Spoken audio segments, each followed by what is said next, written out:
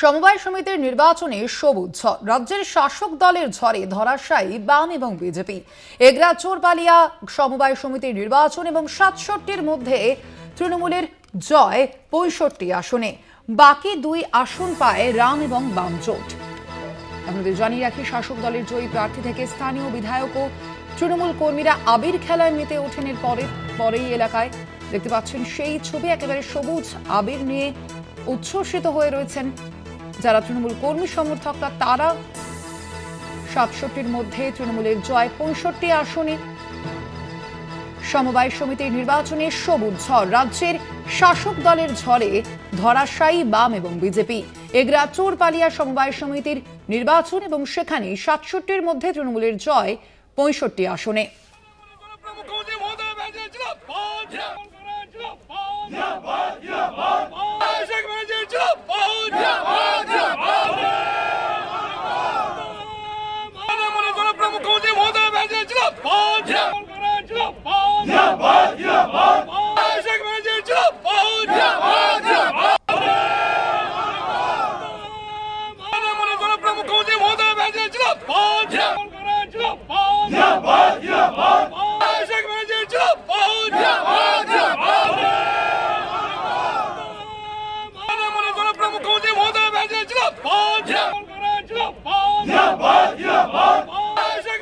আমরা কথা বলবো, ফোন লাইনে রয়েছেন প্রতিনিধি সুব্রত পাত্র। সুব্রত, এই জয়ের পরে তৃণমূল কংগ্রেসের কি বক্তব্য এবং বিরোধীরা তারাই বা কি বলছেন?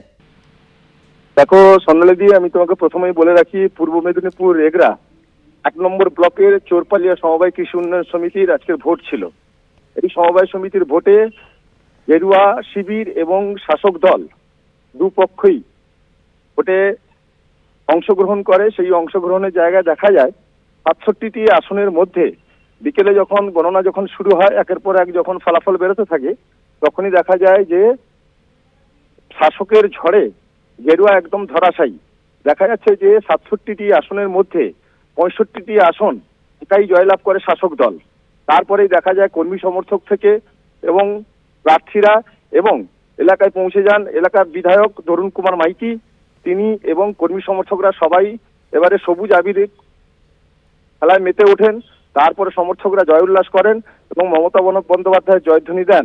সেই জায়গা থেকে বিধায়ক বলেন যে চতুর্দিকে পূর্ব মেদিনীপুর নয়, সমস্ত রাজ্যেই দেখা যাচ্ছে যেখানে যেখানেই ভোট হচ্ছে সমবায় সমিতি, সেখানেই দেখা যাচ্ছে যে শাসকের ঝড়, শাসক দল এগিয়ে যাচ্ছে, ক্রমাগতই এগিয়ে যাচ্ছে এবং সেই জায়গায় বিজেপিকে ধরাশায়ী করছে। বিজেপিকে মানুষ চাইছে না, সেই জায়গা থেকে মুখ ফিরিয়ে নিচ্ছে বিজেপি থেকে। এই নিয়ে তিনি আরো বলেন যে গেরুয়া শিবির অর্থাৎ বিজেপি যেভাবে হিন্দুত্ব করছে, যেভাবে ধর্ম নিয়ে বিভাজন শুরু করেছে, সেই জায়গা থেকে বিজেপিকে মানুষ চাইছে না। এই নিয়ে এলাকায় কর্মী সমর্থকরা সবাই সবুজ আবিরে মেতে ওঠেন। স্বর্ণালী, ধন্যবাদ তোমায়। আমরা কথা বলছিলাম, ফোন লাইনে ছিলেন প্রতিনিধি সুব্রত পাত্র।